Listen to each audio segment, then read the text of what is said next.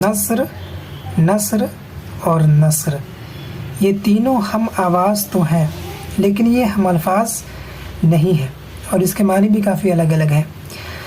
جسے ہم سین سے لکھتے ہیں نصر، اس کا میننگ ہوتا ہے ایک مردار خور پرندہ، جیسے آپ گدھ سمجھ لیں، چیل کے قسم کا کوئی پرندہ گدھ۔ اور جسے ہم صاد سے لکھتے ہیں نصر، اس کا میننگ ہوتا ہے مدد۔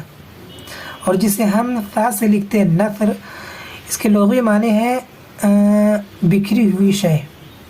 اور اصطلاح میں اگر آپ دیکھیں، ادبی اصطلاح میں، تو نثر ایک ایسی تحریر کو کہتے ہیں جو غیر مقفع ہو، بغیر ردیف، قافیہ، وزن اور بحر کے ہو، ان سب چیزوں سے آزاد ہو، اسے ہم نثر کہتے ہیں۔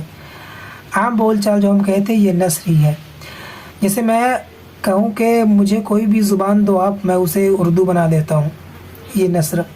اور اسے اگر ہم شاعری میں کہیں کہ ہوا بن کر تو میرے پاس آ، خوشبو بنا دوں گا، تو کوئی بھی زباں ہو میں تجھے اردو بنا دوں گا، تو یہ شاعری اور جو میں نے کہا تھا وہ نثر۔ تو آپ ان سب چیزوں کا خیال رکھیں اور میننگ کا بھی پورا خیال رکھیں۔